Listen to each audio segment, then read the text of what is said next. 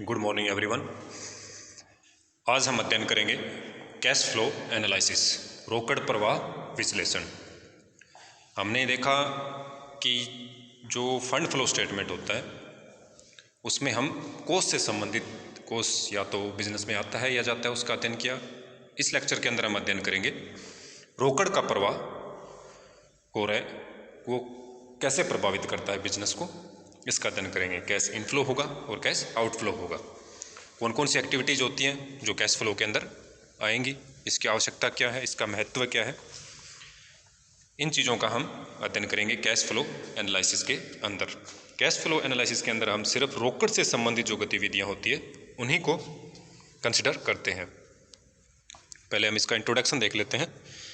Cash plays a very important role in economic life of a business. कोई भी business है उसके अंदर कैश क्या होता है, सबसे ज़्यादा महत्वपूर्ण विषय होता है। बिना कैश के सही मैनेजमेंट के एक बिजनेस के सक्सेसफुल बिजनेस की कल्पना नहीं की जा सकती है। हम डेली के जो खर्चे करते हैं उसमें भी हमें क्या जरूरत पड़ती है, कैश की आवश्यकता पड़ती है। कोई भी बिजनेस या कोई भी ह्यूमन बॉडी, जो कोई एंटरप्राइजेस हमें किसी को चलाना है तो जैसे ह्यूमन बॉडी को चलाने के लिए ब्लड की आवश्यकता होती है, वैसे ही बिजनेस को चलाने के लिए कैश की आवश्यकता होती है। तो जब ये इतना महत्वपूर्ण विषय होता है तो ये आवश्यक हो जाता है कि हमारे पास कैश के लिए एक अलग से कोई स्टेटमेंट या एक खाता हो जिससे हम कैसे संबंधित गतिविधियों का आकलन कर सकें।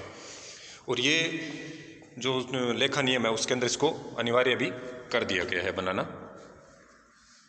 तो एक बिजनेस के जो कैश का बैलेंस है हमें वो देखना है, तो उसके लिए हमें क्या आवश्यक होता है, कैश फ्लो एनालिसिस आवश्यक होता है। तो ये था इसका इंट्रोडक्शन। अब देखते हैं कैश फ्लो स्टेटमेंट क्या है। Cash flow statements provide information about cash receipts and cash payments. यानी या तो बिजनेस में क्या होगा, कैश इनफ्लो होगा या आउटफ्लो होगा। तो जितना भी कैश इनफ्लो हो रहा है उसको हम किस में अध्ययन करेंगे, रिसिप्ट्स के अंदर, और जो हम जितना भी आउटफ्लो हो रहा है उसको पेमेंट के अंदर अध्ययन करते हैं। तो एक कैश फ्लो स्टेटमेंट हमें क्या बताता है कि एक बिजनेस के अंदर कैश का इनफ्लो कितना है और आउटफ्लो कितना हो रहा है। It is a statement sub change in cash position from one period to another. यानी एक निश्चित अवधि में, जो कि एक वित्तीय वर्ष होता है, उसके लिए क्या करता है, जो चेंज हो रहा है किसके अंदर, बिजनेस की कैश पोजीशन के अंदर। इसमें सिर्फ कैश से रिलेटेड एक्टिविटीज़ को ही शामिल किया जाता है।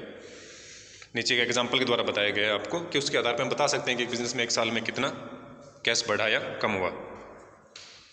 और ये हमें एक कारण भी प्रस्तुत करता है कैश फ्लो स्टेटमेंट जो है, कि किन कारणों से बिजनेस में कैश इनफ्लो हुआ है या किन कारणों से आउटफ्लो हो रहा है।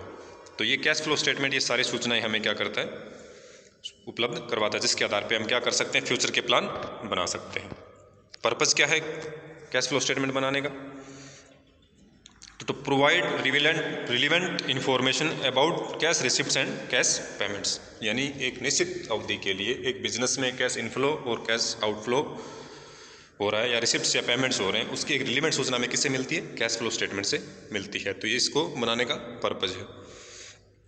ये क्या करता है, first where did cash come from, business में कैश कहाँ से आया, ये कौन बताएगा, कैश फ्लो स्टेटमेंट बताएगा।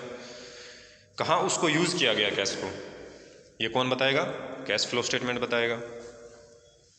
और अंतिम रूप से हमें क्या बताता है कि चेंज इन कैश बैलेंस, यानी जो इनफ्लो हो रहा है, जो आउटफ्लो हो रहा है, उसकी वजह से क्या होगा, कैश का बैलेंस चेंज होगा, या तो वो कम होगा या अधिक होगा। तो ये तीनों सूचनाएं हमें कौन बताएगा, कैश फ्लो स्टेटमेंट। कैश का इनफ्लो हो रहा है या कैश का आउटफ्लो हो रहा है और चेंज कितना हुआ है, तो तीनों चीज़ें कौन उपलब्ध करवाता है, कैश फ्लो स्टेटमेंट उपलब्ध करवाता है। हमें क्यों आवश्यकता है कैश फ्लो की, फर्स्ट तो ये कैश को आवश्यक बना दिया गया है इसलिए बनाना ही पड़ेगा। दूसरा, ये क्या एक एनालिटिकल टूल है जिससे हमें इसका विश्लेषण कर सकते हैं हम। इन्वेस्टर कोई भी है वो देख सकता है उसकी आर्थिक स्थिति कैसी है, इसका पता लगता है, फर्म की एबिलिटी का पता लगता है, उसकी कैपेसिटी का पता लगता है, फ्यूचर एक्सटर्नल फाइनेंसिंग नीड्स कोई है उसकी, कंपनी को भविष्य में कोई धन की आवश्यकता पड़ने वाली है तो उसकी आवश्यकता पूरी करने के लिए वो किस चीज़ के आधार पर डिसीजन करेगा, कैश फ्लो स्टेटमेंट के आधार पर वो देख सकता है। Firm success is productively managing investing activities. जितनी भी इसमें क्या है हम आगे अध्ययन करेंगे, 3 तरह की एक्टिविटीज़ होती हैं। तो जो ये एक्टिविटीज़ हैं इसको हम फाइनल करते हैं किसके द्वारा, कैश फ्लो स्टेटमेंट के द्वारा हम इसमें देखते हैं। और एक इफेक्टिव बिजनेस स्ट्रेटेजी हम क्या कर सकते हैं, बना सकते हैं। तो ये था कि कैश फ्लो की आवश्यकता क्यों है। Objective of cash flow statements, इसको बनाने के उद्देश्य क्या है, तो जो इसकी आवश्यकता हमने देखी या इसका महत्व देखा, वही क्या होंगे इसके ऑब्जेक्टिव। हमें क्या करता है, ये सूचनाएं उपलब्ध करवाता है, किससे रिलेटेड, कैश से रिलेटेड। तो इसका फर्स्ट ऑब्जेक्टिव क्या है, highlighting cash flow from different activities. ये क्या करता है, अलग अलग गतिविधियों से जो कैश फ्लो हो रहा है उसको क्या करता है, हाईलाइट करता है। और मेजर एक्टिविटीज़ इसके अंदर क्या होंगी, 3 होंगी, operating, financing and investing activities, जो हम आगे देखेंगे इसी के अंदर। दूसरा ऑब्जेक्टिव शॉर्ट टर्म प्लानिंग के लिए हम इसके आधार पे क्या कर सकते हैं, प्लानिंग कर सकते हैं। Third objective is cash flow information, help to understand liquidity. हम एक बिजनेस की तरलता को समझना है कि उसकी शोधन क्षमता या तरलता कैसी है, तो ये हमें किससे पता लगता है, कैश फ्लो स्टेटमेंट से पता लगता है। नेक्स्ट ऑब्जेक्टिव इसका है एफिशिएंट कैश मैनेजमेंट। अगर हम ये बना के चलेंगे तो हमारा जो कैश का मैनेजमेंट है वो कैसा रहेगा, इफेक्टिव रहेगा। प्रेडिक्शन ऑफ सिकनेस, कोई दिक्कत है तो हमें उसका पता लगेगा। कंपैरिजन विथ बजट, हमने जो अनुमान लगाए हैं उसके साथ हम अपना तुलना कर सकते हैं हमारे बजट के साथ।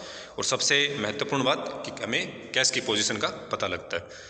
तो कैश फ्लो स्टेटमेंट के ऑब्जेक्टिव्स क्या हुए कि इससे हमें क्या पता चलेगा, बिजनेस में कैश का फ्लो कैसे हो रहा है डिफरेंट एक्टिविटीज़ से, उसके बारे में हमें पता लगता है, इसलिए हम इसको बनाते हैं। अब हम देखते हैं इसकी लिमिटेशंस क्या हैं कैश फ्लो स्टेटमेंट की। सबसे पहली बात तो क्या ये कि हालांकि इसमें हम क्या देखते हैं कि कैश इनफ्लो हो रहा है, आउटफ्लो हो रहा है, तो एक तरह से हम कह सकते हैं कि हम एक इनकम स्टेटमेंट बना रहे हैं, लेकिन नहीं, हमें इनकम स्टेटमेंट भी बनाना होता है और कैश फ्लो स्टेटमेंट भी बनाना होता है। यानी ये उसका सब्स्टिट्यूट नहीं है। बनाते जरूर हैं हम, सिर्फ कैश से संबंधित सूचना उपलब्ध कराता है, लेकिन इसका मतलब ये नहीं है कि इनकम स्टेटमेंट की सारी आवश्यकताएं पूरी कर देगा। दूसरी लिमिटेशन इसकी क्या है, does not show the financial position of the firm. ये सिर्फ कैश से संबंधित चीज़ें हमें बताता है, रोकड़ का प्रवाह इसने बताया, इससे ज़्यादा सूचनाएं हमें कोष प्रवाह विवरण से भी मिलती हैं। और पूरी आर्थिक स्थिति अगर हम जानना चाहते हैं तो उसके लिए हमें जो बाकी वित्तीय विवरण है बिजनेस के या संस्था के, उन सभी को देखना पड़ता है। केवल मात्र इसके आधार पर हम ये फाइनल नहीं कर सकते कि बिजनेस की स्थिति कैसी है, उसकी आर्थिक गतिविधि का हम पता नहीं लगा सकते। उसके लिए हमें बैलेंस शीट भी देखना पड़ेगा, P&L भी देखना पड़ेगा, फंड फ्लो भी देखना पड़ेगा, कैश फ्लो भी देखना पड़ेगा, अदर सारी चीज़ें हमें देखनी पड़ती हैं। और सबसे बड़ी बात इसकी जो कि लिक्विडिटी पोजीशन जो होता है उसको एग्जैक्टली शो नहीं कर पाता है, क्योंकि कुछ चीज़ें ऐसी होती है जो फंड फ्लो में आती है, इसमें आती नहीं है, तो एग्जैक्ट लिक्विडिटी की इसमें मालूम नहीं चलता है। माने कोई ट्रांजैक्शन है जिसमें कैश इफेक्ट ही नहीं हो रहा है, तो वो ट्रांजैक्शन इसके अंदर आएगी नहीं तो शो ही नहीं होगा, जबकि उससे वास्तविक रूप से तो क्या होता है, बिजनेस प्रभावित होता है। यानी एक तरह से लिक्विडिटी पोजीशन के बारे में, फाइनेंशियल पोजीशन के बारे में सही नहीं बताता, तो इनकम स्टेटमेंट का ये सब्स्टिट्यूट नहीं है। ये इसके 3 मेजर ड्रॉबैक्स हैं। अब हमने देखा कि कैश फ्लो स्टेटमेंट हमें क्या बताता है, या तो कैश आएगा या कैश जाएगा, उसका अध्ययन करेगा। तो यहाँ पे एक डायग्राम के द्वारा आपको ये बताया गया है कि बिजनेस में कैश कैसे कैसे आ सकता है और कैसे कैसे जाएगा। पहले आपको बताया गया कैश, फर्स्ट जो लिखा हुआ है आपका कैश कम्स फ्रॉम, और इधर आपको बताया गया कैश गोज टू। तो प्रॉफिट से हो सकता है आपका जो कैश आएगा, सेल्स कोई आप कर रहे हैं अपनी फिक्स्ड एसेट्स का, कोई स्टॉक आपका डिक्रीज हो रहा है, decrease in stock, decrease in debtors, यानी एसेट्स आपकी जो करंट एसेट्स हैं वो कम हो रही हैं। कैपिटल इंट्रोड्यूस्ड कोई कर रहे हैं आप, उससे आपको हो सकता है लोन रिसीव आपने कोई किया, इंक्रीज इन क्रेडिटर्स, तो इन सब से क्या होगा, आपका कैश इनफ्लो होगा। और कैश जाएगा किस में, लॉसेज में जा सकता है, कोई आप चीज़ परचेज कर रहे हैं एसेट्स वगैरह, इंक्रीज आपको स्टॉक कर रहे हैं, डेब्टर्स आपके इंक्रीज हो रहे हैं, तो इससे क्या होगा, सबका आपका कैश बिजनेस से बाहर जाएगा। अब हम देखते हैं कि कैश इनफ्लो और कैश आउटफ्लो होता है। हमने कैश फ्लो के अंदर सबसे मेन बात क्या होती है, कैश का इनफ्लो और कैश का आउटफ्लो देखते हैं। तो कैश का इनफ्लो और आउटफ्लो जो होता है वो मेजर 3 एक्टिविटीज़ के द्वारा होता है। फर्स्ट आपकी आती है operating activities, second one is investing activities, and the last one is financing activities. Operating activities के अंदर आपकी जो डेली की जो ट्रांजेक्शन्स होती हैं वो एंट्रीज इसके अंदर आती हैं, और इन्वेस्टिंग के अंदर आप लॉन्ग टर्म्स कोई चीज़ कर रहे हैं बिजनेस के लिए, और फाइनेंसिंग के अंदर ये दोनों चीज़ें ली जाती हैं। तो ये एक चार्ट के द्वारा आपको बताया गया है कि डिफरेंट एक्टिविटीज़ हैं, उसमें कौन सी ट्रांजैक्शन होगी तो कैश का इनफ्लो होगा, और नीचे आपको इसका कैश का आउटफ्लो बताया गया। इन्हीं तीनों एक्टिविटीज़ का कैश आउटफ्लो दिखाया गया। तो जो रेवेन्यू टाइप की जितने भी नेचर्स होंगे वो सारे किस में आ जाएंगे, आपके ऑपरेटिंग एक्टिविटीज़ में। यदि उनमें कैश बिजनेस में आ रहा है तो वो इनफ्लो में होगा, और उसके द्वारा कैश बाहर जा रहा है तो वो एक्सपेंसेस वगैरह आप कर रहे हो डेली रूटीन के रेवेन्यू के, तो वो कैश के आउटफ्लो हो जाएंगे। इसी तरह इन्वेस्टिंग एक्टिविटीज़ में आप कोई प्रॉपर्टी सेल कर रहे हैं, कोई प्लांट इक्विपमेंट कोई सेल कर रहे हैं, अपने एसेट्स कोई सेल कर रहे हैं, तो ये सारा आपका किसका आएगा, कैश इनफ्लो में। इसी तरह से आप कोई प्रॉपर्टी लैंड वगैरह इक्विपमेंट्स वगैरह कोई परचेज कर रहे हैं, या लोन वगैरह कोई आप ले रहे हैं, तो वो कैश का जो है वो आपका आउटफ्लो हो जाएगा। और फाइनेंसिंग एक्टिविटीज़ में आप क्या करेंगे, कोई आप अपने जो कैपिटल है उससे संबंधित कोई चीज़ें कर रहे हैं तो वो किस में आएंगी, फाइनेंसिंग एक्टिविटीज़ में। तो जैसे आपने कोई डेब्टर से इक्विटी वगैरह के लिए सिक्योरिटीज़ में जो कर रहे हैं वो सारी एक्टिविटीज़ आपकी किस में आएंगी, फाइनेंसिंग एक्टिविटीज़ में आएंगी। तो ये है एक इसका डायग्राम की जो एक्टिविटीज़ हैं उसका हम डिस्ट्रीब्यूशन कैसे करते हैं। यहाँ पे इसी को आपको बताया गया, classification of business activities, inflow and outflow. First थी आपकी ऑपरेटिंग एक्टिविटीज़, तो इनफ्लो कैसे होगा आपका, कैश सेल्स है, कैश में आप सेल्स कर रहे हैं तो क्या हो रहा है, आपकी रूटीन रेवेन्यू इनकम है। रिसीव्ड फ्रॉम डेब्टर्स, आपको डेब्टर से कोई प्राप्ति हुई है तो वो क्या होगा, ये कैश का इनफ्लो है। और कौन सी एक्टिविटी से इनफ्लो हो रहा है आपका, ऑपरेटिंग एक्टिविटीज़ से। इस तरह से आपका कमीशन फीस वगैरह है, रॉयल्टी आपको कैश में प्राप्त हो रही है तो किस में आ जाएगी, ऑपरेटिंग एक्टिविटीज़ के अंदर। और इसी तरह से कैश आउटफ्लो में क्या होगा, आप कैश में कोई परचेज कर रहे हैं, किसी को क्रेडिटर्स को पेमेंट कर रहे हैं, अपना इनकम टैक्स वगैरह पेमेंट कर रहे हैं, मैन्युफैक्चरिंग एक्सपेंसेस कर रहे हैं। हालांकि इनकम टैक्स वगैरह के लिए अगर कोई आयोजन दे रखा हो तो उसको हम फिर फाइनेंसिंग या फिर इन्वेस्टिंग एक्टिविटीज़ के अंदर का समायोजन होगा, जो हम इसी चैप्टर में आगे डिटेल से देखेंगे। दूसरी आपकी आती है इन्वेस्टिंग एक्टिविटीज़। इसके अंदर भी आपका क्या होगा, कैश इनफ्लो होगा या कैश आउटफ्लो होगा। इनफ्लो कब होगा, जब आप कोई फिक्स्ड एसेट सेल कर रहे हैं या आप अपना इन्वेस्टमेंट कोई सेल कर रहे हैं, आपको इंटरेस्ट कोई प्राप्त हो रहा है।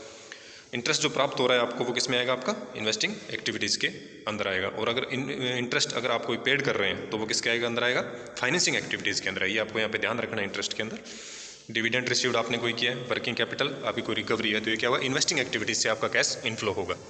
इसी तरह से इसमें आगे कैश का आउटफ्लो बताया गया इन्वेस्टिंग एक्टिविटी से। तो आप कोई फिक्स्ड एसेट्स परचेज कर रहे हैं या कोई इन्वेस्टमेंट परचेज कर रहे हैं या तो वो किसके अंदर आएगा, आपका इन्वेस्टिंग एक्टिविटीज़ के कैश आउटफ्लो के अंदर आएगा। अब बात करते हैं अंतिम गतिविधि की, जो आपकी है फाइनेंसिंग एक्टिविटीज़। अब इससे कैश इनफ्लो कब होगा, कि जब आप issue of share in cash, आप कैश के अंदर शेयर इशू कर रहे हैं तो ये किसके अंदर आएगा, फाइनेंसिंग एक्टिविटीज़ के अंदर आएगा। कोई डिबेंचर इशू कर रहे हैं, proceed from long term borrowings कोई है, तो ये किस में आएगा, फाइनेंसिंग एक्टिविटीज़ के कैश इनफ्लो में आएगा। इस तरह से आउटफ्लो किसका होगा, आप कोई पुराना लोन है उसका पेमेंट कर रहे हैं, रिडम्पशन कर रहे हैं, प्रेफरेंस शेयर का पेमेंट कोई डिविडेंड का कर रहे हैं, या इंटरेस्ट पेड कर रहे हैं। इंटरेस्ट आपने रिसीव किया तो किसके अंदर आया, आपका जो आपकी थी इन्वेस्टिंग एक्टिविटीज़ के अंदर। और इंटरेस्ट आप पेड कर रहे हैं तो किसके अंदर आएगा, फाइनेंसिंग एक्टिविटीज़। ये आपको ध्यान रखना है। तो ये था कैश फ्लो के बारे में एक आउटलाइन टाइप की जानकारी आपको दी गई। अब मैं इसमें क्या देखना है कि सिर्फ कैश से संबंधित ट्रांजेक्शन का अध्ययन करते हैं, फिर हम क्या करते हैं, इसमें ट्रांजैक्शन 3 तरह से होती है, financing activities, investing activities and operating activities. Next lecture के अंदर हम देखेंगे कि कैश फ्लो स्टेटमेंट किस तरीके से बनाया जाता है। Thank you.